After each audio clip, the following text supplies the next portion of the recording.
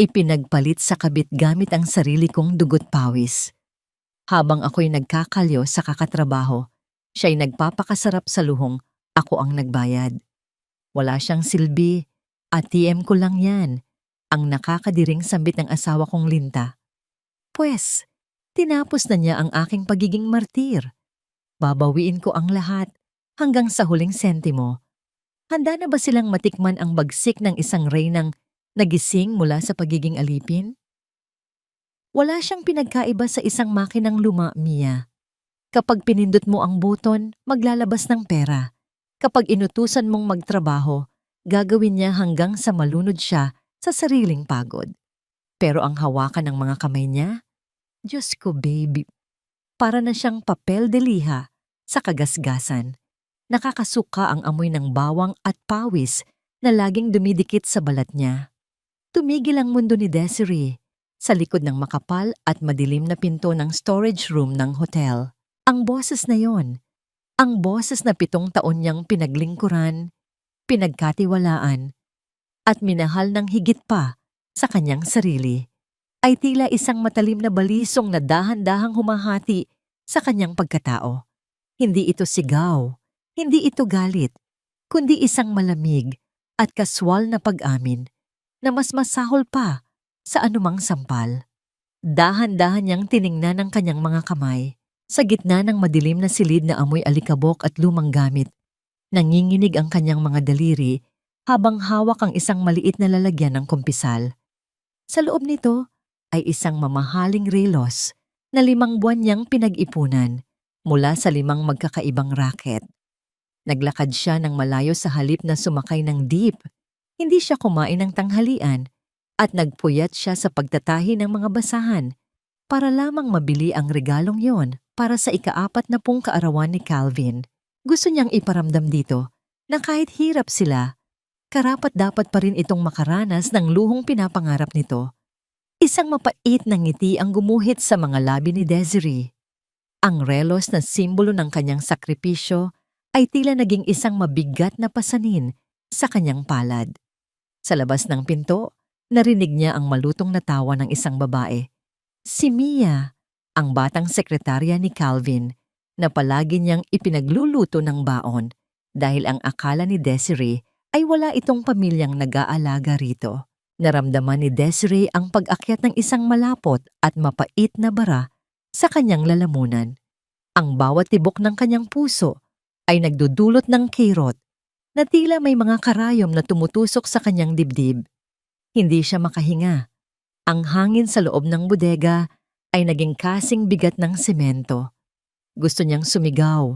Gusto niyang itulak ang pinto at ipamukha sa kanila ang lahat ng kalyo sa kanyang paa at kamay na nakuha niya para lamang matustusan ang kumpanya ni Calvin na ang akala niya ay nalulugi. Pero nanatili siyang paralisado. Dahan-dahang dumulas ang maliit na kahon mula sa kanyang mga nanginginig na daliri. Bumagsak ito sa maruming sahig nang walang ingay, natabunan ng alikabok, tila ang kanyang 7 taon na pagsasama na bigla na lang itinapon sa basurahan. Tiningnan niya ang kanyang mga kuko. Maiikli, walang kulay, at may mga bakas ng uling at mantsa ng gulay na hindi na matanggal kahit anong kuskus niya. Ito ang mga huwaran ng kanyang pagiging asawa na sa mata ng lalaking sinasamba niya ay mga dumi lamang na dapat ikahiya. Naalala niya ang bawat gabi na hinihilot niya ang balikat ni Calvin habang nagrereklamo itong pagod sa trabaho, samantalang siya ay galing pa sa paglalaban ng labada ng ibang tao para lamang may pambayad sila sa kuryente. Naalala niya kung paano niya tiniis ang bulyaw at pangiinsulto ng kanyang biyena na si Doña Carmen. Iniisip na bahagi iyon ng kanyang tungkulin bilang isang mapagmahal na asawa. Sa bawat segundong lumilipas, ang sakit ay unti-unting napapalitan ng isang nakakapanghilakbot na katahimikan sa loob ng kanyang kaluluwa. Ang huling hibla ng kanyang pagiging martir ay tila naputol nang marinig niya ang huling sinabi ni Calvin bago ito tuluyang lumayo kasama ang kabit nito. Hayaan mo, Mia, konting tiis na lang.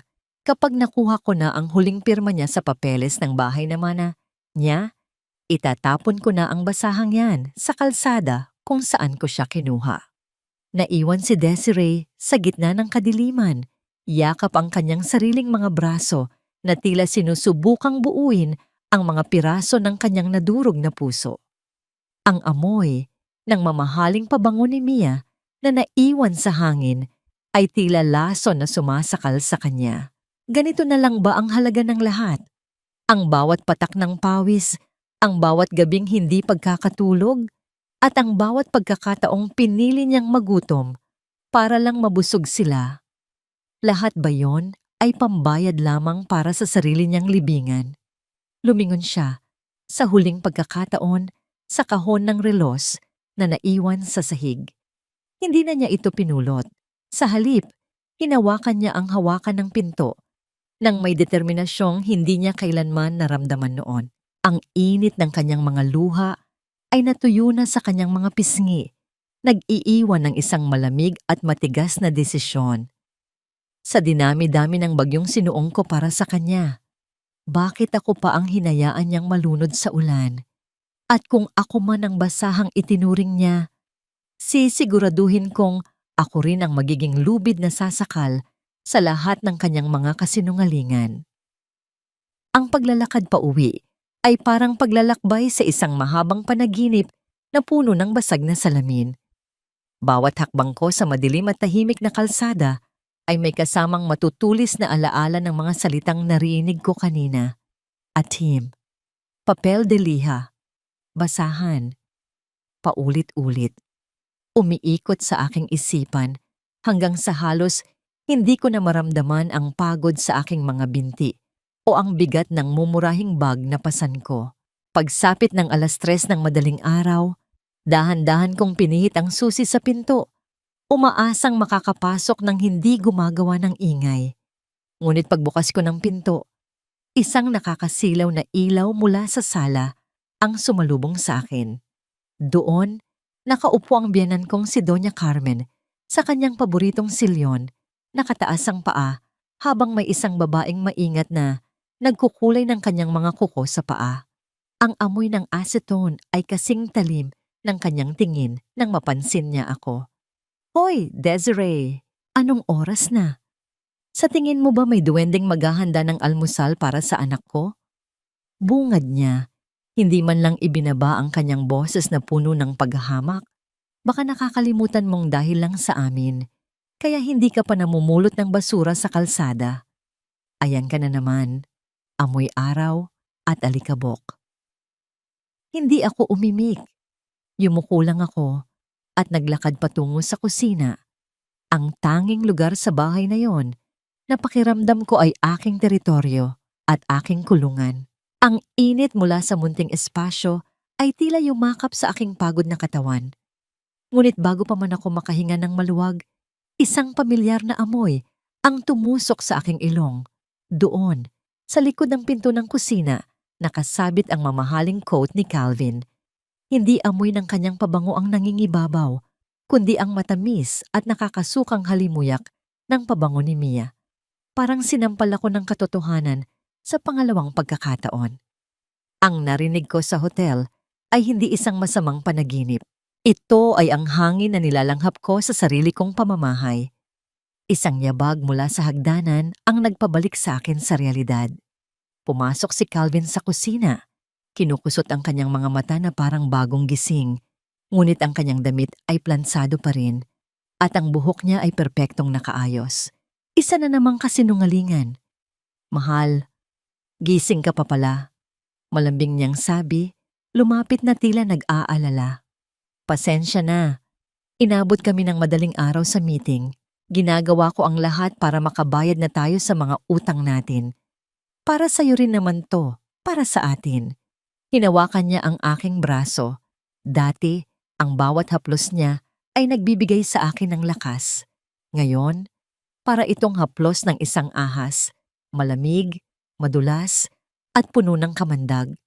Ang kanyang mga salita ay parang asukal na ibinubuhos sa isang bukas na sugat.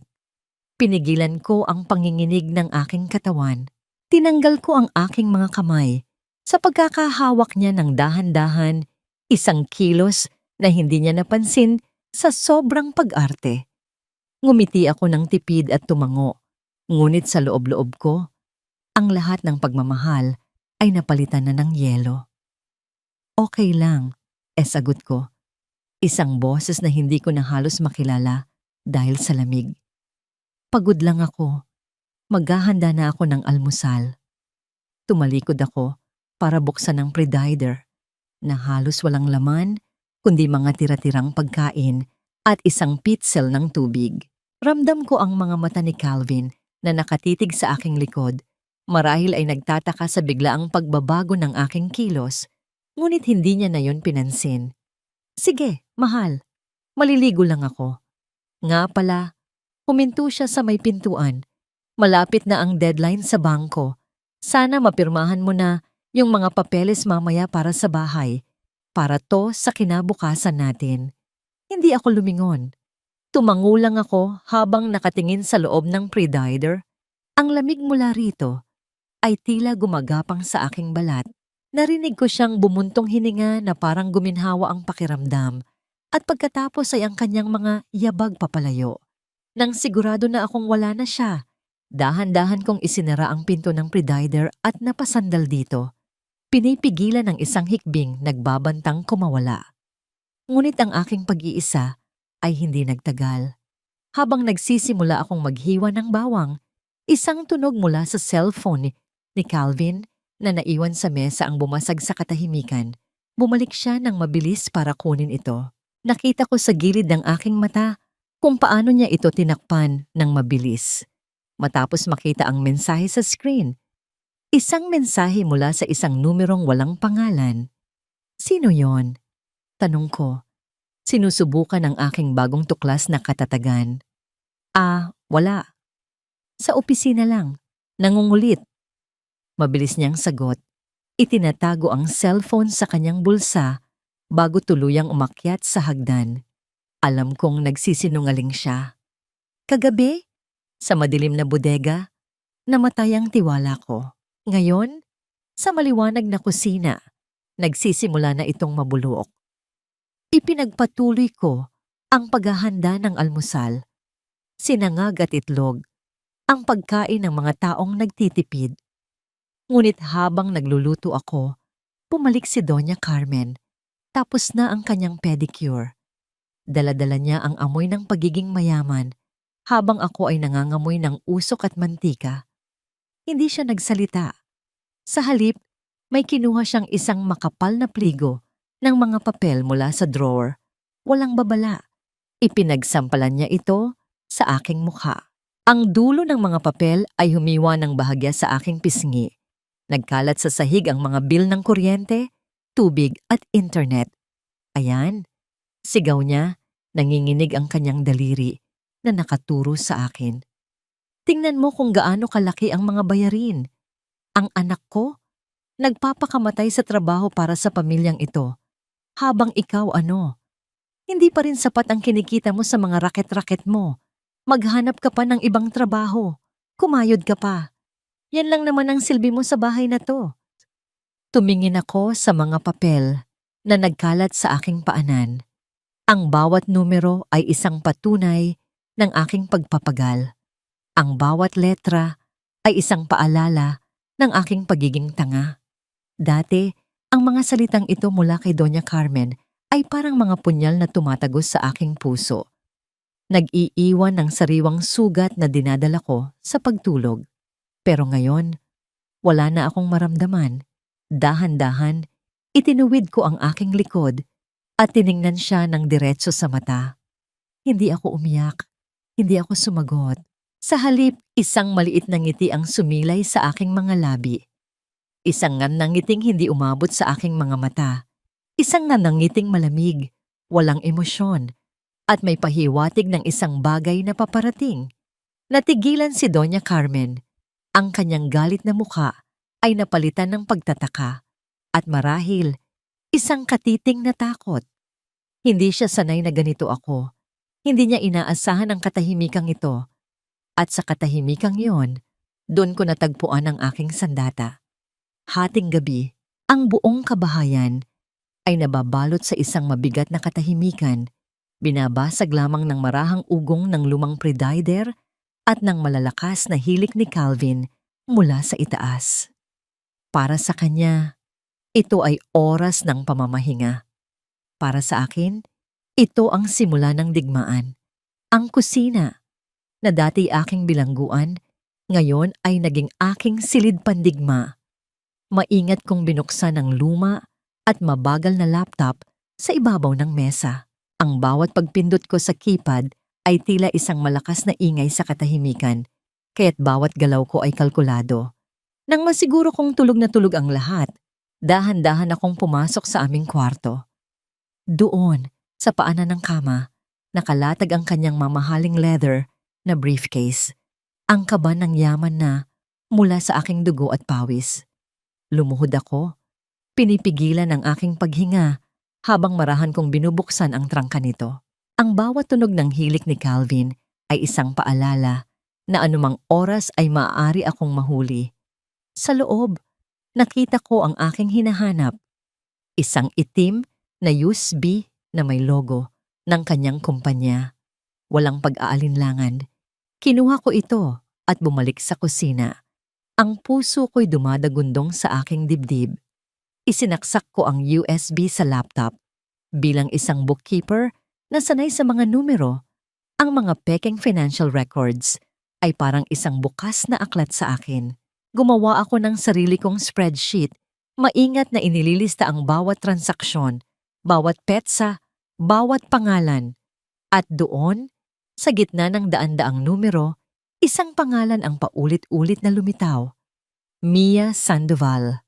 Ang mga malalaking halaga na ipinaliwanag ni Calvin bilang pambayad sa supplier o capital expense ay diretsong pumapasok sa isang personal na bank account sa ilalim ng pangalan ng kanyang kabit. Bawat ₱1,000 inutang ko sa aking mga kliyente, bawat sentimong tiniis kong hindi igasto sa sarili ko, ay napupunta sa mga mamahaling bag, sapatos, at bakasyon ng babaeng sumisira sa aking pamilya. Kinuha ko ang isang luma at manipis na notebook mula sa drawer. Isang notebook na minsan nang pinagtawanan ni Calvin dahil sa pagiging kuripot ko. Ginamit ko ito para isulat ang bawat petsa at katumbas na halagang ninakaw nila sa akin. Ang aking sulat kamay ay hindi na nanginginig. Ito ay matatag, matalas, at puno ng isang malamig na galit. Sa kalagitnaan ng aking pagsisiyasat, isang malakas na paggalaw mula sa itaas ang nagpatigil sa akin. Gumalaw si Calvin sa kama. Agad-agad, pinatay ko ang screen ng laptop. Biglang bumalot sa akin ang dilim at ang tanging naririnig ko ay ang malakas na kabog ng aking dibdib. Pinakiramdaman ko ang bawat segundo, ang bawat sandali ng katahimikan. Ilang minuto akong nanigas sa aking kinauupuan, naghihintay. Nang bumalik sa normal at malalim na paghilik si Calvin, doon lamang ako muling huminga. Hindi na ako nag-aksaya ng panahon. Walang awa kong kinopya ang bawat file, bawat dokumento, at bawat larawan mula sa USB papunta sa isang lihim na cloud storage na ginawa ko. Binura ko ang lahat ng bakas ng aking ginawa sa laptop. Tinitiyak na walang sinuman ang makakaalam sa aking natuklasan. Bago ko ibalik ang USB, napansin ko ang isang folder na may pangalang legal. Dahil sa kuryosidad, binuksan ko ito. Sa loob, may mga kopya ng mga kontrata, mga titulo ng lupa, at mga bank statement. Ngunit ang isang file ang nakakuha ng aking pansin. Ang pangalan nito ay Deed of Sale, Macaraig Property _draft. Ang puso ko ay tila tumigil sa pagtibok. Iyon ang bahay at lupa na nag-iisang pamana sa akin ng aking mga yumaong magulang. Ang tanging bagay na isinumpa kong hindi ko ibebenta. Binuksan ko ang file. Ito ay isang kasunduan sa pagbebenta. Nakasaad na ipinagbibili ko ang ari-arian sa isang hindi kilalang korporasyon sa napakamurang halaga. At sa huling pahina, sa ibabaw ng aking pangalan, may isang pirma. Isang perpektong pekeng pirma ko na tila kinopya mula sa aming marriage contract. Isang malamig na pakiramdam ang gumapang sa aking buong katawan. Hindi lang pala pera ang gusto niyang nakawin. Gusto niyang kunin ang lahat. Ang aking pinaghirapan, ang aking nakaraan, at ang aking kinabukasan. Gusto niya akong iwang walang-wala. Doon, sa harap ng kumikinang na screen ng laptop, sa gitna ng katahimikan ng gabi, isang desisyon ang nabuo sa aking isipan.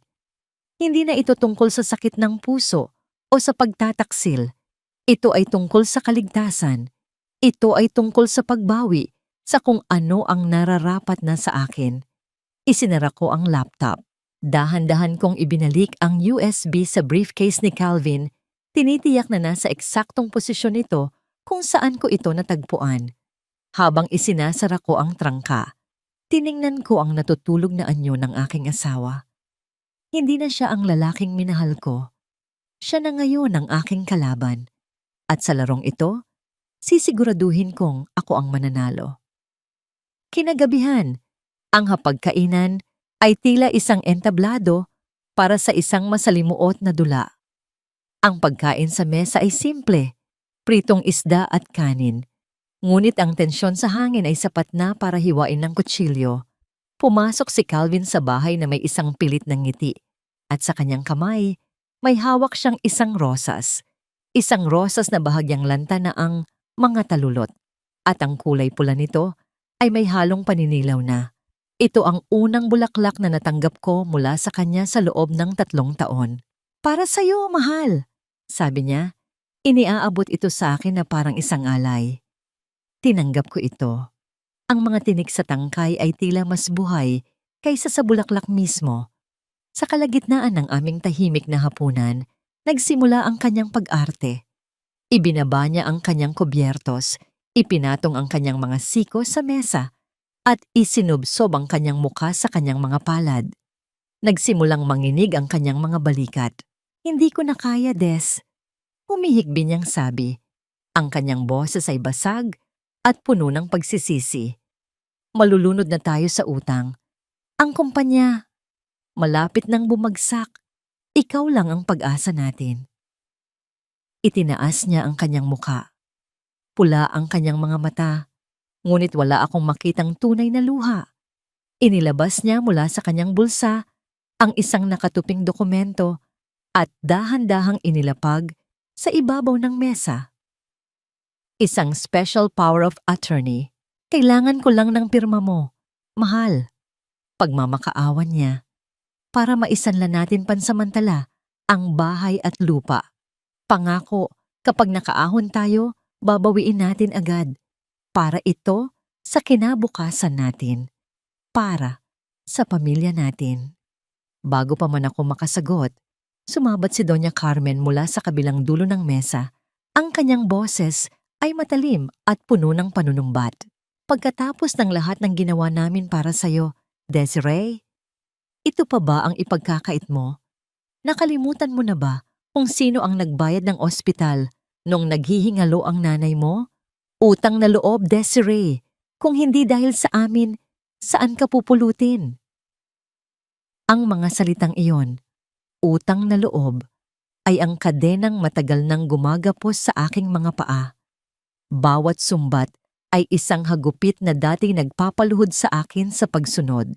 Ngunit ngayon, habang tinitingnan ko ang pekeng pag-iyak ng kanyang anak at ang mapanuring tingin niya, ang kadena ay tila naging kalawang na lamang na madali nang basagin. Pinilit kong maging mahina. Hinayaan kong mangilid ang mga luha sa aking mga mata. Isang perpektong pagganap na natutunan ko mula sa kanila. Hindi ko alam. Nanginig ang boses ko. Natatakot ako. Iyon lang ang naiwan sa akin ni na Mama at Papa. Mas mahalaga pa ba yan kaysa sa asawa mo? Mabilis na sagot ni Calvin. Ang kanyang boses ay biglang tumaas na may bahid ng pagkainip. Nagpanggap akong nagulat at nasaktan sa kanyang sinabi. Yumuko ako at humagulgol ng tahimik. Pag-iisipan ko, bulong ko, habang sa loob-loob ko, nasusuka ako sa kanilang lahat. Ang bawat salita nila ay lason na binalutan ng asukal. Pagkatapos ng hapunan, dinala ko ang lantang rosas sa kusina. Kumuha ako ng isang lumang florera na may lamat sa gilid, nilagyan ito ng tubig at maingat na inilagay ang bulaklak. Ang lanta at nakayukong bulaklak sa loob ng basag na florera. Ito ang perpektong larawan ng aming pagsasama. Bumalik ako sa hapagkainan kung saan naghihintay ang mag-ina, ang kanilang mga mukha ay puno ng pag-asa. Inilapag ni Calvin ang dokumento at isang ballpen sa harap ko. Des, para sa atin to, bulong niya muli. Ang kanyang hininga ay amoy, kasinungalingan. Napansin ko na may isang pahina sa gitna ng dokumento na sinadyang itupi ang isang sulok, na tila itinatago ang isang partikular na sugnay mula sa aking paningin. Kinuha ko ang ballpen.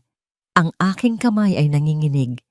Isang panginginig na hindi nila alam kung dahil ba sa takot o sa namumuong galit. Si Calvin ay nakatitig sa dulo ng ballpen.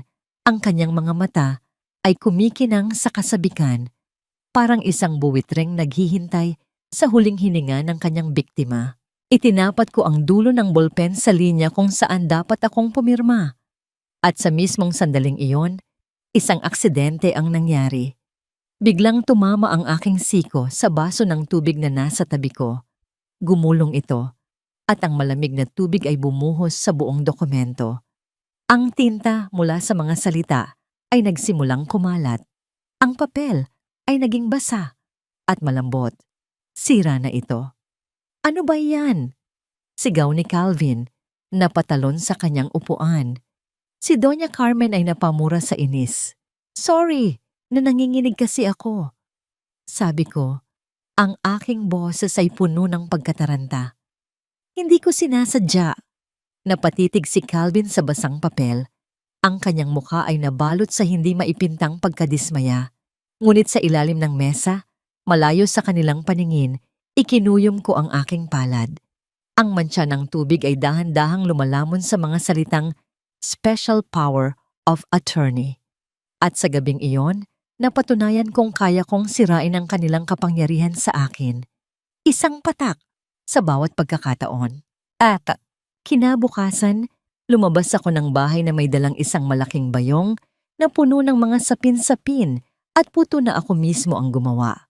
Ang paalam ko kay Calvin ay magde-deliver ako ng mga order sa isang malayong barangay. Ang totoo, mayroon akong isang destinasyon na magpapabago sa takbo ng lahat. Ang init ng araw ay nakakapasong humahaplos sa aking balat habang naglalakad ako sa maingay at magulong kalsada ng Maynila. Ang bawat busina ng sasakyan, ang bawat sigaw ng mga tindera ay tila isang ingay na nagpapalakas sa determinasyon sa loob ko. Sa wakas, tumigil ako sa harap ng isang mataas at makintab na gusali na gawa sa salamin at bakal. Ito ay isang mundo na malayo sa aking nakasanayan.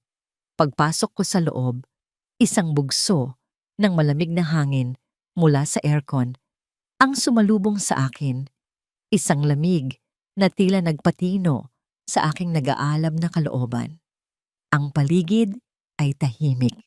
Ang tanging maririnig ay ang marahang tunog ng mga takong sa makintab na sahig at ang mahinang ugong ng elevator. Ang amoy ng mamahaling kape at bagong papel ay nangingibabaw sa hangin. Ito ang teritoryo ni Attorney Gabriel Villanueva, isang pangalan na nakuha ko mula sa isang lumang kliyente na dumaan din sa isang mapait na kaso ng annulment. Sa loob ng kanyang opisina na simpleng ngunit nagpapakita ng kapangyarihan, naupo ako sa isang upuang katad sa harap ng kanyang malaking lamesa na gawa sa mahogany. Si Attorney Gabriel ay isang lalaking nasa edad 40, may matalas na mga mata at isang ekspresyon na tila hindi pa nakaranas ng pag-aalinlangan. Walang mga larawan ng pamilya sa kanyang mesa, tanging mga libro lamang ng batas at isang malinis na laptop. Ano ang maipaglilingkod ko sa iyo, Mrs. De Leon? Tanong niya. Ang kanyang boses ay kalmado at walang emosyon, na tila nagbabasa lamang siya ng isang dokumento. Nanginginig ang aking mga kamay habang inilalabas ko mula sa aking bayong ang isang brown na envelope. Sa ilalim ng mga kakanin, maingat kong itinago ang lahat ng ebidensyang nakalap ko. Mga kopya ng bank statement, mga pekeng kontrata, at ang draft ng deed of sale. Gusto kong bawiin ang sa akin, sabi ko, ngunit ang aking boses ay basag at puno ng pigil na luha. Habang inilalahad ko ang aking kwento, hindi ko na napigilan ang aking sarili.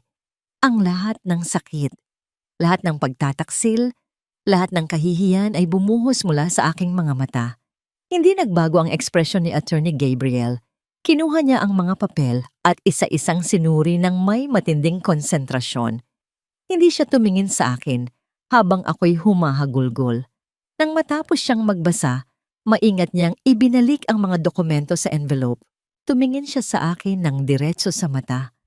Ang kanyang tingin ay kasing tulis ng isang kutsilyo. Gusto mo bang umiyak buong maghapon? Malamig niyang tanong. O gusto mong bawiin ang pera mo? Ang mga salitang yon ay parang isang malakas na sampal na gumising sa aking buong pagkatao. Bigla, ang aking mga luha ay tumigil. Ang awa sa sarili ay napalitan ng isang matinding determinasyon. Pinunasan ko ang aking mga pisngi gamit ang likod ng aking magaspang na kamay at itinuwiwid ko ang aking pagkakaupo. Gusto kong bawiin ang lahat, sagot ko. Ang aking boses ay matatag na ngayon. Hanggang sa huling sentimo, isang bahagyang pagtango ang tanging naging reaksyon niya. Kumuha siya ng isang piraso ng tissue mula sa kahon sa kanyang mesa at iniabot ito sa akin. Punasan mo ang luha mo, tapos itapon mo. Huwag mong itinatago ang mga basurang hindi na kailangan. Ang payak na utos na yon ay may dalang bigat na tumagos sa aking kaluluwa. Ang tinutukoy niya ay hindi lang ang basang tissue. Sa sumunod na oras, nagplano kami. Ipinaliwanag niya ang batas sa paraang simple at malinaw. Kailangan namin ng isang patibong, isang kontratang magbibigay kay Calvin ng lahat ng gusto niya sa papel, ngunit sa katotohanan ay magiging tanikala, nahihila sa kanya pababa. Kailangan naming painin siya na pumirma sa isang kasunduan na hindi niya alam ay siya mismo ang magiging biktima. Habang tinitingnan niya muli ang mga papeles, biglang kumunot ang kanyang noo nang makita ang pangalan ng isa sa mga business partner ni Calvin. May kung anong pagkilala sa kanyang mga mata, isang bagay na hindi niya sinabi sa akin. Mag-iingat ka, ang tanging sinabi niya bago ako umalis. Ang kalaban mo ay hindi lang isang ahas. Marunong siyang magtago sa likod ng ibang mga ahas.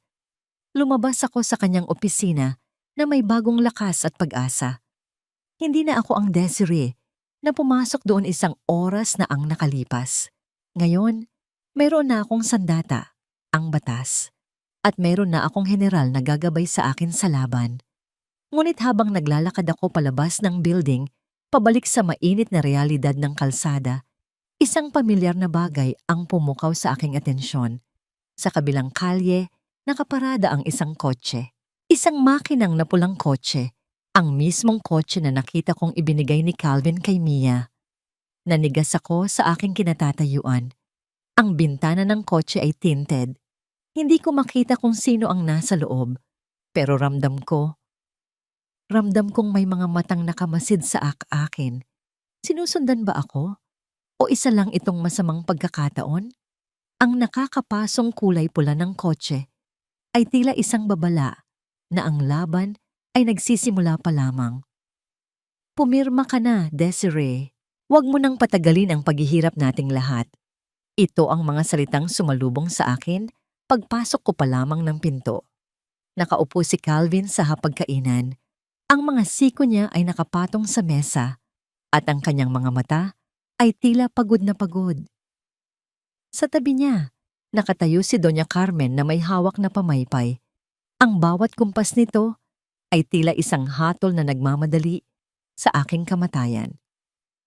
Ibinaba ko ang aking bayong sa sahig. Ang amoy ng sapin-sapin at pawis na kumapit sa aking damit ay tila isang insulto sa kanila. Ngunit para sa akin, ito ang amoy ng aking bawat patak ng pagpapagal. Huminga ako ng malalim, hinahayaang ang aking mga balikat ay bumagsak na tila bahapon na ako sa lahat ng bagay.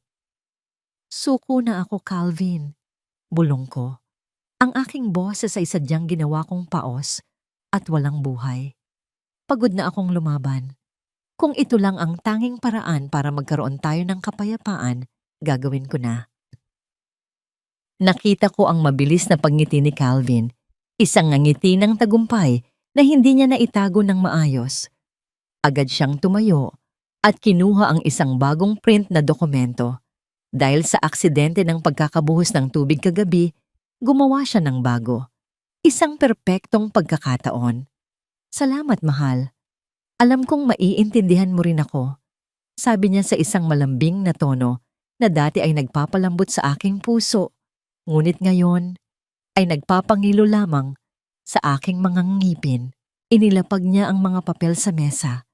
Ngunit bago ko hawakan ng ballpen, sadyang napatitig ako sa malayo at nagkunwaring nahihilo. May tubig ba? Pakiramdam ko ay hihimatayin ako sa pagod. Agad na inutusan ni Calvin si Doña Carmen na kumuha ng tubig. Nang masiguro kong nakatalikod ang matanda at abala si Calvin sa paghahanap ng tissue sa kanyang bulsa, mabilis kong kinuha ang isang piraso ng papel na nakatago sa ilalim ng aking suot na apron, ang dokumentong inihanda ni Attorney Gabriel. Gamit ang bilis ng kamay na natutunan ko sa mga taon ng pag-aayos ng mga resibo, isiningit ko ito sa gitna ng makapal na file, kapalit ng orihinal na pahina na nagbibigay sa kanya ng karapatan sa aking lupa. Ang bagong pahina ay mukhang katulad ng dati, ngunit ang mga sugnay nito ay binaligtad ang mundo. Sa halip na ako ang magbigay ng kapangyarihan, ang dokumentong ito ay isang pag-amin na si Calvin ang umaako sa lahat ng personal na utang ng kumpanya at nagbibigay sa akin ng solong kontrol sa aming joint account bilang kabayaran sa aking mga naunang kontribusyon. Ibinalik ni Doña Carmen ang baso ng tubig. Ininom ko ito nang dahan-dahan, binibigyan ang aking sarili ng oras para kumalma ang aking nagwawalang puso. O heto na ang ballpen, sabi ni Calvin. Halos hindi na makapaghintay. Hinawakan ko ang ballpen. Ang bawat letra ng aking pangalan na isinusulat ko sa huling pahina ay tila isang pako sa kabaong ng aming pagsasama. Pagkatapos ko, iniabot ko ang ballpen sa kanya. Kailangan mo ring pumirma rito, Calvin, bilang pagsang-ayon na ito ang huling tulong na hihingin mo sa akin. Sabi ko, ang aking boses ay puno ng pilit na paghikbi. Dahil sa labis na kagalakan at sa pag-aakalang nakuha na niya ang gusto niya, hindi na nag-abalang magbasa si Calvin. Para sa kanya, ako ay ang Desiree na Dick. Ang asawang madaling maloko. Ang makinang hindi nagtatanong. Mabilis niyang nilagdaan ang bawat pahina. Ang kanyang pirma ay malaki at mayabang. Tila baselyo ito ng kanyang kalayaan mula sa akin. Nang matapos ang huling pirma, dahan-dahan kong kinuha ang mga papel. Ang bawat hibla ng papel na yon ay may bigat na ngayon ng isang armas. Dahan-dahan kong hinaplos ng aking magaspang na hinlalaki ang kanyang pirma. Nararamdaman ko ang ukit ng tinta sa papel, ang katibayan ng kanyang sariling pagkagahaman na ngayon ay hihila sa kanya sa ilalim. Tapos na, bulong ko. Isang katotohanang may dalawang kahulugan. Oo, Des, tapos na ang problema natin, sagot ni Calvin. Tila may malaking tinik na nabunot sa kanyang lalamunan. Hindi niya alam na ang tinik na yon ay muling babalik para sugatan siya ng mas malalim. Tumayo si Calvin at nagsimulang mag-ayos ng kanyang gamit. Narinig ko siyang bumubulong sa telepono habang papunta sa banyo. Iniisip na hindi ko siya naririnig. May binabanggit siyang Europe at 2 tiket. Ang plano niya ay tuluyan na akong iwan pagkatapos makuha ang pera mula sa lupa. Ngunit bago ko tuluyang maitago ang mga papel sa aking bag, biglang bumukas ang pinto ng sala. Pumasok si Doña Carmen. Ang kanyang mga mata ay nanlilisik at ang kanyang mukha ay puno ng hinala. Lumapit siya sa akin at biglang hinablot ang mga dokumento mula sa aking mga kamay. Tingnan ko nga, baka may kung ano kang ginawa sa mga papeles na yan. Sigaw niya, ang kanyang mga kuko ay bumaon sa gilid ng papel. Nanigas ang aking buong katawan. Ang aking puso ay tila tumalon sa aking lalamunan. Kung babasahin niya ang bawat letra, kung makikita niya ang sugnay na isiningit ko, ang lahat ng pinaghirapan ko ay maglalaho sa isang saglit. Napatitig ako sa mga papel na ngayon ay nasa paanan na ni Doña Carmen dahil sa pagmamadali niyang buksan ito. Ang puting papel ay tila sumisigaw ng katotohanan sa gitna ng aming kasinungalingan. Nanigas ang aking buong pagkatao habang nakatingin sa mga kamay ni Doña Carmen na mabilis na nagbubuklat sa mga pahina ng dokumento. Ang bawat paglipat niya ng papel ay tila isang malakas na dagok sa aking dibdib. Pinagpawisan ako ng malapot sa gitna ng malamig na sala. Ang aking mga daliri ay nakakuyom sa ilalim ng aking apron hanggang sa mabaon ang aking mga kuko sa sariling palad. Ano ito, Calvin? Bakit parang iba ang pagkakaayos ng mga sugnay rito? Matalas na tanong ni Doña Carmen. Ang kanyang mga mata ay naniningkit habang inilalapit ang papel sa kanyang mukha. Bago pa man ako makapagsalita, tumawa ng mayabang si Calvin at kinuha ang mga papel mula sa kanyang ina. Nay, huwag niyo na ngang pahirapan ang sarili niyo sa pagbabasa niyan. Abogado ang gumawa niyan, hindi ba? Ang mahalaga, pumirma na si Desiree. Nakuha na natin ang gusto natin. Tumingin sa akin si Calvin nang may halong pangungutya at pilit na awa. Huwag mo nang pansinin si Nanay Des. Siguro ay pagod lang siya sa pag-aayos para sa party mamaya. Magluto ka na lang doon sa kusina dahil darating ang mga importanteng bisita ko. Huminga ako ng malalim, isang lihim na pasasalamat sa yabang ni Calvin na naging sarili niyang bulag na daan. Tumango ako ng dahan-dahan at tumalikod. Dala ang envelope na muli niyang iniabot sa akin para itago sa kwarto. Pagdating ng hapon, ang aming bahay ay naging isang buhay na impyerno para sa akin. Habang ang sala ay napupuno ng halimuyak ng mga mamahaling bulaklak at ingay ng tawanan ng mga bisitang nakasuot ng seda at barong, ako ay nakakulong sa kusina. Ang init mula sa 4 na kalan ay humahalo sa amoy ng nagigisang bawang, sibuyas at malansang isda. Ang pawis ay dumadaloy sa aking likod. Ang aking buhok ay malagkit dahil sa usok at ang aking mga binti ay tila sasabog na sa pagod. Inutusan ako ni Doña Carmen na ilabas ang mga pagkain. Habang bitbit ko ang isang mabigat na tray ng kare-kare, nakita ko siya, si Mia. Nakasuot siya ng isang pulang bestido na hapit sa kanyang katawan, nakasabit sa kanyang balikat ang isang bag na alam kong katumbas ng 3 buwan kong pagtatrabaho sa 5 raket. Oh, Desiree, buti naman at lumabas ka sa lungga mo. Bungad ni Mia. Ang kanyang boses ay puno ng tamis na may halong lason. Business partner daw ako ni Calvin, kaya huwag kang mag-alala. Tutulungan ko siyang palaguin ang pera niyo. Isang tawa ang kumawala sa mga bisita. Ngunit ang pinakamasakit ay nang sadyang itabig ni Mia ang kanyang baso ng wine. Ang pulang likido ay bumuhos sa kanyang makinang na sapatos at tumalsik sa aking lumang tsinelas. Ay, ang clumsy ko naman, sabi ni Mia. Tinitingnan ang kanyang sapatos nang may panghihinayang. Desiree, pakipunasan naman oh. Sayang ang sapatos na to, regalo pa naman ito ni Calvin sa akin. I mean, business gift. Tumingin sa akin si Doña Carmen nang may utos. Ano pang tinitingin-tingin mo riyan? Lumuhod ka at linisin mo ang sapatos ng panauhin natin. Dahan-dahan akong lumuhod sa harap ng maraming tao. Ang bawat mata na nakatingin sa akin ay tila mga karayom na tumutusok sa aking dangal. Habang pinupunasan ko ang sapatos ni Mia gamit ang isang lumang basahan, naramdaman ko ang kagasgasan ng aking mga kamay kumpara sa kinis ng kanyang balat. Ngunit sa bawat haplos ko sa sapatos na binili gamit ang aking dugo at pawis, lalong tumitibay ang aking desisyon. Bago ako tumayo, napansin ko ang coat ni Calvin na nakasabit sa likod ng kanyang upuan malapit sa akin. Sa gitna ng kaguluhan ng party, mabilis kong inabot ang bulsa nito at isinilid ang isang maliit na voice recorder na ibinigay sa akin ni Attorney Gabriel, ang aking tahimik na espiya sa gitna ng kanilang pagdiriwang. Bumalik ako sa kusina. Nanunuyo ang lalamunan at nanginginig ang buong katawan. Kumuha ako ng isang matigas at malamig na tinapay mula sa gilid. Kumagat dito habang nakatitig sa pader. Hindi ko na malasahan ang pagkain. Ang tanging naririnig ko ay ang malakas na pintig ng aking puso. Inilabas ko ang aking cellphone at ikinabit ang earpiece na nakakonekta sa recorder.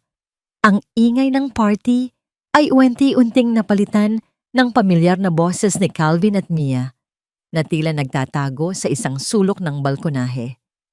"Huwag kang mainip, Mia," narinig kong bulong ni Calvin. Ang kanyang boses ay puno ng pananabik.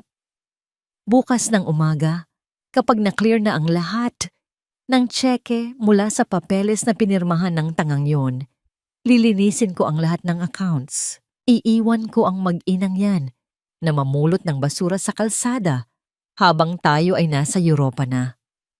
"Siguraduhin mo lang, Calvin," sagot ni Mia, may kasamang malutong na tawa.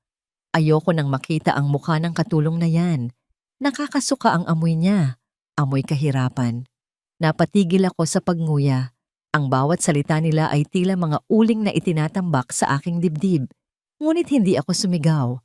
Hindi ako lumabas para gumawa ng eksena. Nanatili akong nakatayo sa madilim na sulok ng kusina, habang ang usok mula sa niluluto ko ay tila nagiging baluti ng aking bagong pagkatao. "Sige, Calvin.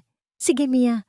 Magdiwang kayo sa gitna ng aking pawis dahil bukas ang halimuyak ng inyong tagumpay ay magiging amoy ng inyong sariling pagkabulok."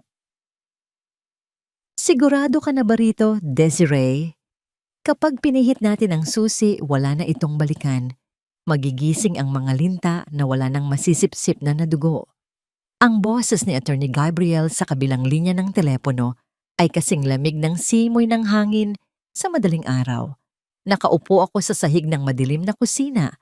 Ang tanging liwanag ay mula sa screen ng aking cellphone. 2:00 na ng madaling araw.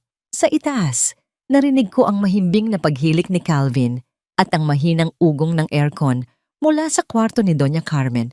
Isang luhong ako ang nagbabayad ng kuryente. Ngunit hindi ko kailanman natikman. "Gawin na natin, attorney," bulong ko. Ang aking boses ay hindi nanginginig. Sa katunayan, ito ang pinakamatatag na sandali ng aking buhay. I-freeze na ang lahat ng accounts. Ilipat ang titulo ng lupa sa blind trust na pinag-usapan natin. Ngayon na. Narinig ko ang marahang pagpindot ng mga keys sa kabilang linya. Ang bawat segundo ng katahimikan ay tila isang taon ng paghihirap na dahan-dahang nababura. Sa sandaling iyon, ang mga numerong pinaghirapan ko sa loob ng 7 taon, ang mga dugong dumanak sa aking mga kalyo, at ang mga luhang natuyo sa aking mga pisngi ay nagsimulang bumalik sa akin. Hindi na ito pera lamang. Ito ang aking kalayaan. Matapos ang tawag, dahan-dahan akong tumayo. Masakit ang aking likod mula sa maghapong pagluluto sa party, at ang aking mga tuhod ay nananakit pa rin mula sa pagluhod sa harap ni Mia. Ngunit bago ako umalis, kinuha ko ang isang maliit na backpack. Hindi ko dinala ang mga mamahaling damit na pinilit ipabili sa akin ni Calvin para lang hindi ako magmukhang katulong sa harap ng mga kliyente niya. Ang tanging laman ng bag ko ay ang lumang locket ng aking ina, ilang piraso ng damit na ako mismo ang bumili, at ang aking mga dokumento. Lumapit ako sa basurahan sa sulok ng kusina. Ang amoy ng mga tirang pagkain mula sa party ay masangsang. Amoy ng pagkabulok at pagsasayang. Dahan-dahan kong hinubad ang aking wedding ring. Ang gintong singsing na ito ay tila isang mahigpit na tanikala sa aking daliri sa loob ng maraming taon. Binitiwan ko ito. Walang tunog na nahulog ang singsing sa gitna ng mga bulok na balat ng prutas at tira-tirang ulam. Doon ito nararapat. Sa gitna ng mga bagay na wala ng silbi. Kumuha ako ng basahan at sa huling pagkakataon, pinunasan ko ang mesa ng kusina. Pinunasan ko ito hanggang sa kumintab, hanggang sa mawala ang bawat mantsa ng kape ni Calvin at bawat bakas ng alikabok ni Doña Carmen. Binura ko ang huling alaala ng aking pagiging alipin sa bahay na ito. Gusto kong iwan ang kusinang ito na mas malinis kaysa sa konsensya ng mga taong naninirahan dito. Palabas na sana ako ng pinto ng kusina nang biglang may narinig akong tunog mula sa itaas. Ang pagbukas ng pinto ng kwarto. Kasunod nito, ang mabibigat na yabag ng mga paa sa hagdanan. Ang puso ko ay tila sasabog sa kaba. Agad kong isinuot ang aking bag at nagtago sa anino ng malaking cabinet. Si Calvin. Pababa siya ng hagdan, nakasuot na ng kanyang paboritong suit kahit madaling araw pa lang. Hawak niya ang kanyang cellphone at kahit madilim, nakita ko ang sakim ng ngiti sa kanyang muka habang may tinitingnan sa screen. Marahil ay tinitingnan niya ang oras. Ang oras ng kanyang inaakalang pag-alis patungo sa Europa. Ang oras ng kanyang huling pananakaw sa akin. Tumigil siya sa gitna ng sala. Tila may hinahanap. Desiree? Tawag niya sa isang pabulong na boses. May halong inis. Nasaan ka na namang babae ka? Ipagtimpla mo ako ng kape. Nanatili akong walang kibo sa dilim. Pinanood ko siyang maglakad patungo sa kusina kung saan ako nakatago. Ang bawat hakbang niya ay tila isang paparating na bagyo. Kung makikita niya ako rito na may dalang bag, matatapos ang lahat. Ang patibong ay masasayang. Sa sandaling iyon, naramdaman ko ang lamig ng sahig sa aking mga paa at ang mabilis na pag-akyat ng takot sa aking lalamunan. Ngunit kasabay nito ay ang isang mapait na tanong na gumuhit sa aking isipan. 7 taon kong ibinigay ang lahat hanggang sa maubos ako. Sapat na ba ang isang gabi para bawin ang aking buong pagkatao? Nang hawakan ni Calvin ang bukasan ng pinto ng kusina, doon ko narinig ang malakas na tunog ng pag-vibrate ng kanyang cellphone sa ibabaw ng mesa sa sala. Isang automated email mula sa bangko. Mula sa dilim ng anino ng cabinet, pinanood ko ang bawat galaw ni Calvin. Ang liwanag mula sa screen ng kanyang cellphone ay tumama sa kanyang mukha na nagpapakita ng isang ekspresyong mula sa pagmamadali ay dahan-dahang napalitan ng pagkalito. Nakita ko ang kanyang mga kilay na nagsalubong. Marahil ay nabasa na niya ang abiso mula sa bangko, ngunit ang kanyang mapagmataas na isipan ay hindi pa kayang tanggapin ang katotohanan. Akala niya ay isa lamang itong pagkakamali sa system. Hindi na siya pumasok sa kusina. Sa halip, padabog siyang tumalikod at mabilis na umakyat muli sa hagdan. Marahil para kunin ang kanyang mga gamit at ang kanyang pasaporte. Sa sandaling iyon, dahan-dahan akong lumabas mula sa aking pagtatago, mabilis na tinahak ang pinto sa likod at tuluyang iniwan ang bahay na naging libingan ng aking kabataan sa loob ng 7 taon. Lumipas ang ilang oras. Sumikat ang araw, ngunit para sa akin, ito ang unang pagkakataon na nakita ko ang liwanag nang walang kasamang bigat sa aking dibdib. Sa loob ng isang marangyang VIP lounge ng isang malaking bangko sa Makati, ang paligid ay balot ng isang mapanlinlang na katahimikan. Ang amoy ng mamahaling kape at ang lamig ng aircon ay nagbibigay ng pakiramdam ng kapayapaan at karangyaan. Doon, nakaupo si Calvin kasama si Mia. Si Mia ay nakasuot ng isang puting bestido, may hawak na baso ng juice at ang kanyang mga mata ay kumikinang sa pananabik para sa kanilang biyahe. Sir Calvin, Ma'am Mia, pasensya na po sa paghihintay. Ang boses ng bank manager ay magalang ngunit may bahid ng pag-aalinlangan habang lumalapit siya sa kanila. Ano ba ang problema? Bakit ang tagal? Mayabang na tanong ni Calvin na itinuwid pa ang kanyang suit. Ilipat mo na ang lahat ng pondo sa offshore account na ibinigay ko sa'yo. Nagmamadali kami. May flight pa kami sa Europa. Tumikhim ang manager at dahan-dahang inilapag ang isang folder sa harap nila. Sir, ikinalulungkot ko pong ipaalam na hindi namin maipoproseso ang inyong request. Ang lahat ng inyong joint accounts at ang inyong personal accounts ay kasalukuyang naka-freeze dahil sa isang utos mula sa korte. Nanigas si Calvin. Ang baso ng juice sa kamay ni Mia ay dahan-dahang nanginginig. Anong court order? Nagpapatawa ka ba? Ako ang may-ari ng kumpanya.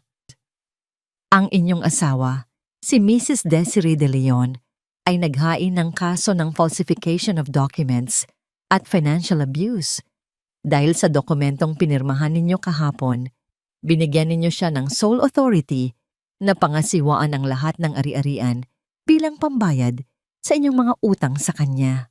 Sir, wala na po kayong kontrol sa perang ito. Ang katahimikan sa loob ng lounge ay tila isang sumasabog na bomba. Nakita ko sa aking isipan ang mukha ni Calvin na dahan-dahang namumutla, ang kanyang kayabangan na natutunaw na parang kandila sa ilalim ng matinding init. Ano? Calvin, anong ibig sabihin nito? Sigaw ni Mia, ang kanyang boses na dati ay malambing ay naging matinis at puno ng galit. Nasaan ang pera ko? Ang sabi mo ay settled na ang lahat. Hindi ako sasama sa'yo kung wala kang pera. Sandali lang, Mia. Baka nagkamali lang sila. Nagkamali? Calvin, iniwan ko ang lahat para sa biyaheng ito. Padabog na tumayo si Mia, ang kanyang mukha ay puno ng pandidiri. Huwag mo na akong tatawagan muli. Hindi ako pumatol sa'yo para lang mamuhay sa hirap. Iniwan ni Mia si Calvin na nakatulala sa gitna ng lounge. Ang mga tao sa paligid ay nagsimulang magbulungan. Ang kanilang mga mata ay puno ng pangungutya sa lalaking kanina lang ay parang hari kung umasta. Nanginig ang kamay ni Calvin habang kinukuha ang kanyang cellphone. Dinial niya ang aking numero. Nakatayo ako sa tapat ng opisina ni Attorney Gabriel. Tinatanaw ang traffic sa ibaba. Nang maramdaman ko ang pag-ugong ng aking cellphone sa aking palad, sinagot ko ang tawag. Desiree, nasaan ka? Anong ginawa mo? Ang kanyang boses ay puno ng galit, desperasyon at takot. Bawiin mo ang court order na ito. Akin ang perang yan. Akin ang lahat ng yan. Huminga ako ng malalim. Ang aking boses ay kalmado, malalim, at walang kahit anong bakas ng panghihinayang. Hindi, Calvin. Ang perang yun ay hindi sa'yo. Iyon ay ang bawat oras na hindi ko itinulog, ang bawat pagkaing hindi ko kinain, at ang bawat pangarap na pinatay mo sa loob ng 7 taon. Binabayaran ko lang ang sarili ko. Hayop ka. Papatayin kita kapag nakita kita. Umuwi ka na lang, Calvin. Malamig kong putol sa kanyang pagwawala. Umuwi ka at tingnan mo kung ano ang natira sa'yo. Hinihintay ka na rin ng nanay mo at huwag kang mag-alala. Hindi mo na kailangang mag-alala sa kuryente dahil ipinaputol ko na rin ito. Ibinaba ko ang telepono bago pa siya makasagot muli. Isang mabigat na pasanin ang tila nawala sa aking mga balikat. Ngunit alam kong hindi pa ito ang huli. Ang karma ay tila isang malakas na alon at kasisimula pa lamang nitong humampas sa pampang. Habang naglalakad ako palayo, narinig ko ang sirena ng mga pulis na patungo sa opisina ni Calvin. Ang paniningil ay hindi lamang sa pera, kundi sa batas na rin. Nagising si Doña Carmen sa gitna ng isang matinding init na tila sumasakal sa kanyang buong pagkatao. Agad niyang hinanap ang remote ng aircon sa gilid ng kanyang kama. Ngunit kahit ilang beses niyang pindutin ang button, nananatiling madilim at tahimik ang makina. Wala ring liwanag na lumalabas sa mga bombilya. Ang buong mansyon na dati ay laging malamig at maliwanag ay tila naging isang malaking pugon sa tindi ng sikat ng araw na tumatagos sa mga bintana. Desiree! Desiree! Nasaan ka bang babae ka? Bakit walang kuryente? Sigaw niya habang bumababa sa hagdan. Ang kanyang boses ay puno ng pamilyar na pabalang na tono, ngunit walang sumagot. Tanging ang sariling tinig niya ang bumalik sa kanya, na sinasabayan ng mahinang ugong ng mga langaw sa kusina. Pagdating niya sa baba, sinalubong siya ng isang tanawing hindi niya kailanman inakalang makikita. Ang mesa na dati ay laging may mainit na kape, at almusal ay malinis, tuyo, at walang kahit anong pagkain. Ang amoy ng amag at alikabok ay nagsisimula ng manaig sa sala. Isang malakas na kalampag mula sa labas ng pinto ang bumasag sa katahimikan. Hindi ito ang mahinang katok ng isang katulong o ang magalang na pagtawag ng isang kapitbahay. Ito ay ang tunog ng awtoridad. Nang buksan ni Doña Carmen ang pinto, tumambad sa kanya ang 5 kalalakihan na nakasuot ng uniforme ng isang repossession agency, kasama ang isang opisyal mula sa bangko. Ano ang kailangan nyo? Umalis kayo sa pamamahay ko. Matapang pang sigaw ni Doña Carmen, itinuwid ang kanyang sutlang pantulog. Mawalang galang na po, ma'am, pero ang ari-ariang ito at ang lahat ng gamit sa loob ay nasa ilalim na ng utos ng pagsamsam. Ang boses ng ahente ay malamig at mekanikal. Ang lahat ng utang sa credit card sa ilalim ng pangalan ni Mr. Calvin De Leon ay hindi na nabayaran at ang garantiya ng bahay na ito ay binawi na ng bangko sa ilalim ng kahilingan ng sole authority, si Mrs. Desiree De Leon. Bago pa man makasagot ang matanda, nagsimula nang pumasok ang mga lalaki. Walang pasintabi nilang binuhat ang malaking flat-screen TV na binili ni Desiree noong nakaraang taon. Hinila nila ang mamahaling sofa na paboritong upuan ni Doña Carmen habang nanlalait sa manugang. Ang bawat gamit na inilalabas ng bahay ay tila isang piraso ng kanyang dangal na unti-unting kinakatay. Huwag! Iyan ang paborito kong sofa. Magnanakaw kayo. Nagwawala si Doña Carmen, pilit na hinahawakan ang braso ng isang lalaki, ngunit madali siyang naitulak sa gilid. Napasalampak siya sa maalikabok na sahig. Ang kanyang mamahaling alahas ay tila nawalan ng ningning sa gitna ng kaguluhang iyon. Isang botelya ng kanyang paboritong mamahaling pabango ang nahulog mula sa isang mesa at nabasag sa marmol na sahig. Ang halimuyak nito ay humalo sa amoy ng pawis ng mga nagbubuhat at sa amoy ng kawalang pag-asa. Sa gitna ng kanyang paghagulgol, dumating si Calvin. Ang kanyang suit na kanina ay perpekto ay lukot-lukot na ngayon.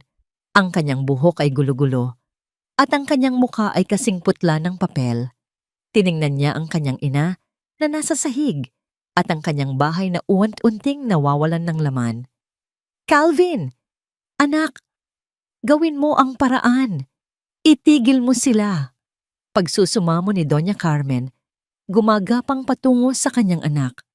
Ngunit hindi gumalaw si Calvin, na natili siyang nakatayo sa gitna ng isang walang lamang sala.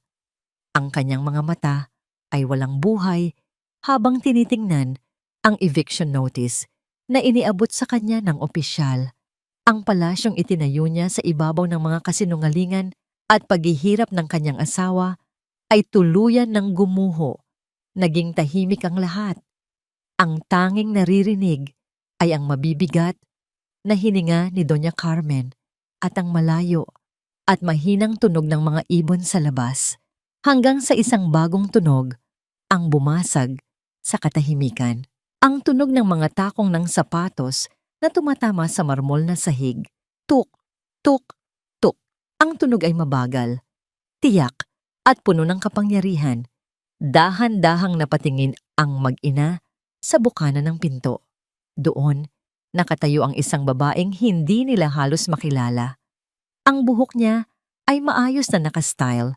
Ang kanyang business suit ay kulay itim at eleganteng-elegante. At ang kanyang mga mata ay hindi na nagpapakita ng kahit anong takot o awa. Ang Desiree na kanilang inalila ay wala na. Ang reynang kanilang hinamak ay narito na para sa huling paniningil. Huwag mong dungisan ang sahig na ito ng iyong mga luhang puno ng kasinungalingan, Calvin. Hindi na yan tatalab sa akin. Ang aking boses ay tumunog sa buong sala. Kasing lamig ng hanging nagmumula sa labas. Naglakad ako papasok ng dahan-dahan. Ang tunog ng aking mga takong sa marmol ay tila isang hatol na walang bawian. Nakatayo sa tabi ko si Attorney Gabriel. Ang kanyang presensya ay tila isang pader ng bakal na nagpoprotekta sa akin. Habang sa likuran namin ay 2 pulis na seryoso ang mga mukha.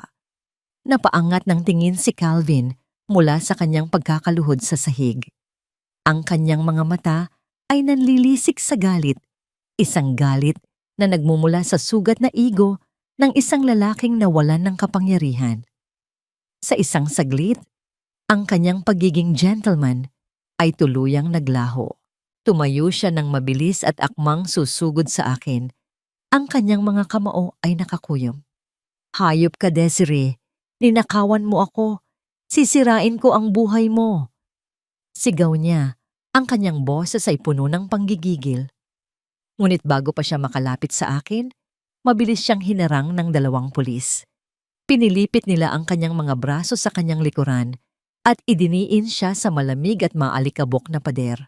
Ang tunog ng mga posas na sumasara sa kanyang mga pulso ay ang pinakamatamis na musika na narinig ko sa loob ng 7 taon. Ito ang tunog ng katapusan ng aking pagkaalipin. Mr. Calvin De Leon, you are under arrest for multiple counts of estafa and falsification of public documents. Ang boses ng pulis ay walang pakundangan. Calvin, anak ko! Humagulgol si Doña Carmen, gumagapang patungo sa akin at pilit na hinahawakan ang dulo ng aking business suit. Ang kanyang mga kamay, na dati ay puro alahas, ay nanginginig na ngayon at marumi. Desiree, maawa ka. Kami ang pamilya mo. Nakalimutan mo na ba ang utang na loob mo sa amin? Kami ang nagligtas sa nanay mo nung naghihingalo siya. Ganito ka ba kawalang hiya? Tinitigan ko siya ng diretso sa mata. Ang dating takot na nararamdaman ko sa tuwing itataas niya ang kanyang boses ay napalitan na ng isang malalim na pagkapuot na naging malamig na pagtanggap. 50,000 piso, Carmen. Ang aking boses ay matatag at walang panginginig. 50,000 ang ibinayad ninyo sa ospital ng nanay ko. Ngunit sa loob ng 7 taon, 5 milyong piso ang kinuha ninyo sa akin. Kinuba ninyo ako sa trabaho, inalila ninyo ako sa sarili kong bahay, at tinawag ninyo akong papel de liha habang ginagamit ninyo ang perang pinaghirapan ko para sa inyong karangyaan. Huminto ako para huminga ng malalim. Dinadamdam ang bawat salita. Bayad na ako sa inyo, bayad na ako, at may sukli pa para bilhin ang natitirang dangal ninyong 2. Huwag ninyong gamitin ang utang na loob sa akin dahil ang katotohanan ay kayo ang may utang sa bawat patak ng pawis ko. Inihagis ni Attorney Gabriel ang isang makapal na folder sa harapan ni Calvin.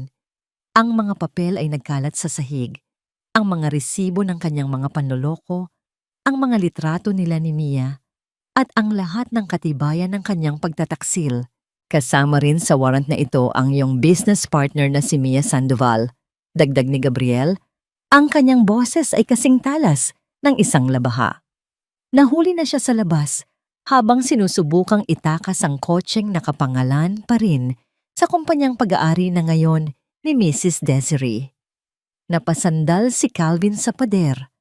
Ang kanyang buong katawan ay nawalan ng lakas. Ang kanyang mukha ay nabalot sa isang ekspresyon ng sukdulang pagkatalo. Sa huling pagkakataon, lumapit ako sa kanya. Kinuha ko mula sa aking bag ang lumang apron na punit-punit na at puno ng mantsa. Ang apron na suot ko noong narinig ko ang kanyang pagtataksil. Ibinato ko ito ng dahan-dahan sa kanyang mukha. Ayan ang wedding gown ko, Calvin. Isinuli ko na sa'yo. Huwag mo nang hahanapin ang asawang dating kilala mo dahil namatay na siya sa loob ng storage room ng hotel na yon.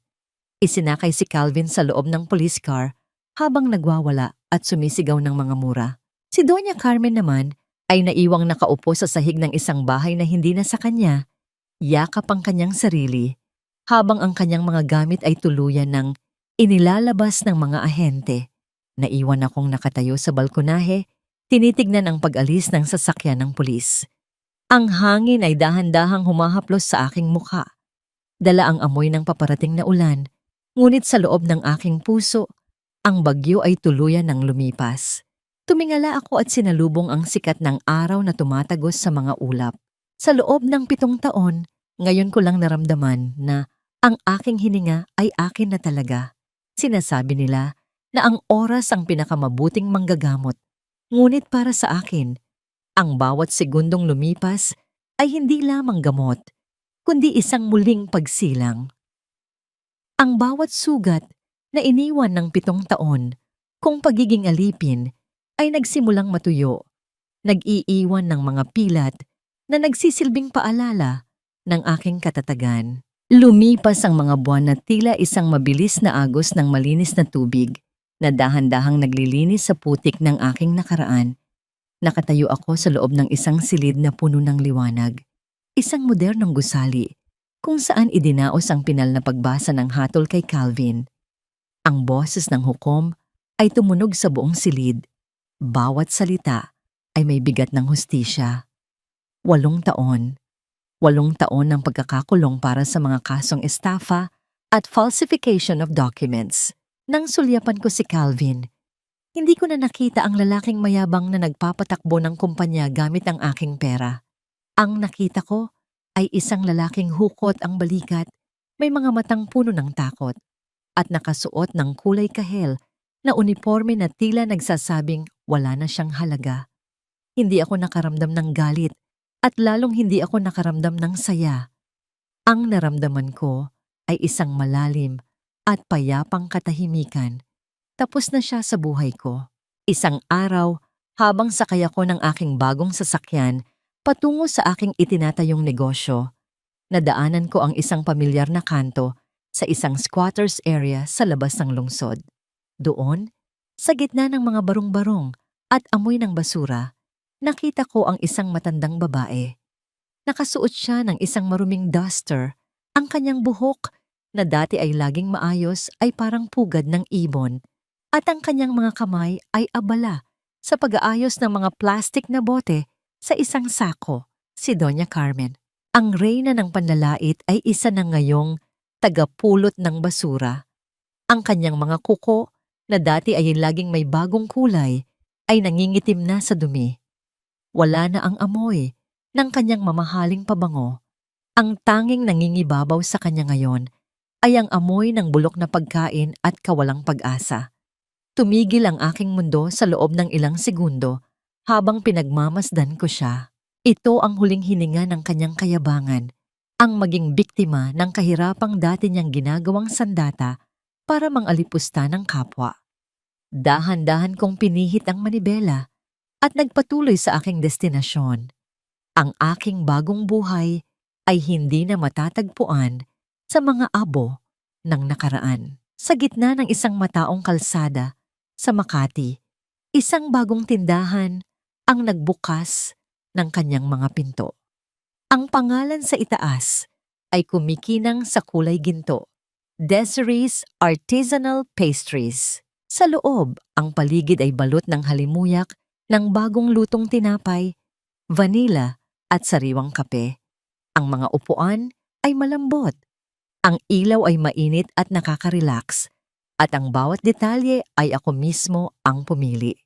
Ito ang aking paraiso na itinayo ko mula sa aking sariling kasanayan at hindi mula sa pagnanakaw. Madam, ang ganda po talaga ng kinalabasan ng shop nyo. Ang boses ng aking manager ay puno ng paghanga. Ngumiti ako sa kanya, isang tunay na ngiti na abot hanggang sa aking mga mata. Isang hapon, habang nag-aayos ako ng mga bulaklak sa mesa, tumunog ang bell sa pinto. Hudyat ng pagpasok ng isang bagong panauhin. Paglingon ko, nakita ko si Attorney Gabriel. Hindi siya nakasuot ng kanyang karaniwang formal na suit. Nakasuot siya ng isang asul na polo shirt na nagpakita ng kanyang mas malambot at mas relaxed na anyo. May dala siyang isang maliit na bungkos ng sunflowers. "Congratulations, Desiree," sabi niya. Ang kanyang boses ay may dalang kakaibang init na hindi ko narinig noon. Iniabot niya ang mga bulaklak sa akin. Ang aming mga daliri ay bahagyang nagtagpo at sa isang sandali, naramdaman ko ang isang kislap ng koneksyon na hindi humihingi ng kapalit, kundi nagbibigay ng respeto. "Salamat, Gabriel, para sa lahat," sagot ko. Naupo kami sa isang sulok ng shop, malayo sa ingay ng mga mamimili. Humigop ako ng aking paboritong kape. Nalasahan ko ang pait nito na unti-unting napapalitan ng tamis ng gatas at asukal, kagaya ng aking buhay. Napatingin ako sa labas ng salamin, kung saan ang araw ay dahan-dahang lumulubog, nag-iiwan ng kulay ube at kahel sa langit. "Ano na ang plano mo ngayon, Desiree?" tanong ni Gabriel. Ang kanyang tingin ay mataman at tila naghihintay ng isang sagot na higit pa sa negosyo. Bago ko masagot ang kanyang tanong, may inilabas siyang isang maliit na calling card mula sa kanyang bulsa. Hindi ito ang card ng kanyang law firm. Ito ay isang plain na puting card na may nakasulat lamang na personal na numero at isang maikling mensahe sa likod. Napatitig ako sa card habang ang tibok ng aking puso ay tila bumili sa isang paraang hindi nakakatakot, kundi nakakapanabik. Sa dinami-dami ng mga kasinungalingang narinig ko, handa na ba akong makinig sa isang bagong katotohanan? 3 taon na ang lumipas, ngunit tila isang buong buhay na ang nagbago, simula nung huling beses kong naramdaman ang amoy ng amag at alikabok sa bodega ng hotel na yon. Ngayon, ang bawat umaga ko ay nagsisimula sa halimuyak ng lavender at ang matamis na amoy ng bagong luto na vanilla cake na nagmumula sa kusina ng aking sariling tindahan. Nakatayo ako sa harap ng malaking salamin ng aking opisina. Inaayos ang kwelyo ng aking sutlang blusa. Tiningnan ko ang aking mga kamay. Mayroon pa ring mga maliliit na marka ng aking pagtatrabaho, ngunit hindi na ito ang mga kamay na tinawag na papel de liha. Ang balat ko ay malambot na, inaalagaan ng mga mamahaling cream na dati ay pinagkakaitan ko sa aking sarili. Ngayon, ang bawat haplos ko sa sariling muka ay isang paalala na ako ay mahalaga, na ako ay sapat, at higit sa lahat, na ako ay malaya. Mula sa malaking bintana ng aking shop, kitang-kita ko ang masayang daloy ng mga tao sa labas. Ang Desiree's Artisanal Pastries ay hindi lamang naging isang negosyo. Naging simbolo ito ng aking muling pagsilang. Sa gitna ng mainit na liwanag ng mga chandelier at ang malalambot na upuan na kulay cream, nakikita ko ang mga customer na nakangiti habang nilalasap ang bunga ng aking pagsisikap. Ito ang aking paraiso, isang lugar na binuo ko ng walang kasinungalingan. Isang pamilyar na anino ang dumaan sa tapat ng salamin ng aking shop. Isang matandang babae na may bitbit na maruming sako, nakayuko ang ulo habang namumulot ng mga itinapong plastik na bote sa gilid ng kalsada. Si Doña Carmen, sa gitna ng malakas na buhos ng ulan na biglang dumating, nanatili siyang basang-basa, nanginginig sa ginaw habang ang kanyang dating mapagmataas na mukha ay nababalot na ng mga kulubot ng gutom at hirap. Pinanood ko siya mula sa loob ng aking mainit at tuyong silid. Hindi na ako nakaramdam ng galit. Ang tanging naroroon ay ang isang malalim na pag-unawa sa batas ng universo. Ang pagpapatawad ko sa kanya ay hindi nangangahulugang ibabalik ko siya sa aking buhay, kundi ang pagpapalaya sa aking sarili mula sa bigat ng nakaraan. Inutusan ko ang aking staff na dalhan siya ng isang supot ng mainit na tinapay at isang kape, ngunit pinagbilinan ko silang huwag sabihin kung kanino galing. Ang pagtulong ko ay hindi na para sa utang na loob, kundi dahil sa pagiging tao na hinding-hindi nila nakuha mula sa akin. Narinig ko ang marahang tunog ng pagbukas ng pinto. Pumasok si Attorney Gabriel, Bit-bit ang amoy ng ulan at ang kanyang pamilyar na sunflowers. Sa loob ng 3 taon, nanatili siyang isang matatag na haligi sa aking buhay, isang kaibigan, isang tagapayo, at isang lalaking nagturo sa akin na ang tunay na pag-ibig ay hindi nagsasamantala, kundi nagbibigay daan para lumago ang iyong pagkatao. Masyado ka na namang malalim ang iniisip, Desiree. Ang kanyang boses ay may dalang init na tila yumayakap sa aking katahimikan. Inaalala ko lang kung gaano kalayo na ang nilakbay ko, Gabriel. Sagot ko habang tinatanggap ang mga bulaklak. Sa unang pagkakataon, hinayaan ko ang aking sarili na sumandal sa kanyang balikat. Damang-dama ang tibay ng kanyang presensya. Walang pagmamadali, walang pressure, kundi isang pangako ng isang kinabukasan na binuo sa respeto at katotohanan. Ang sabi ni Calvin noon, ako ay isang basahang itatapon lamang sa kalsada. Ngunit hindi niya alam na ang basahang iyon ay may kakayahang punasan ang sarili niyang mga luha at bumuo ng isang kahariang hindi kailanman kayang abutin ng kanyang kasakiman. Habang pinagmamasdan namin ni Gabriel ang pagtila ng ulan at ang uent-unting paglitaw ng bahaghari sa langit ng Makati, naramdaman ko ang isang ganap na kapayapaan. Ang aking kwento ay hindi nagtapos sa isang kasalan o sa paghahanap ng bagong lalaki para iligtas ako. Nagtapos ito sa sandaling iniligtas ko ang aking sarili. Ako, si Desiree Macaraig. At sa wakas, tapos na ang aking pagiging alipin. Ako na ang reyna ng sarili kong buhay. Amo.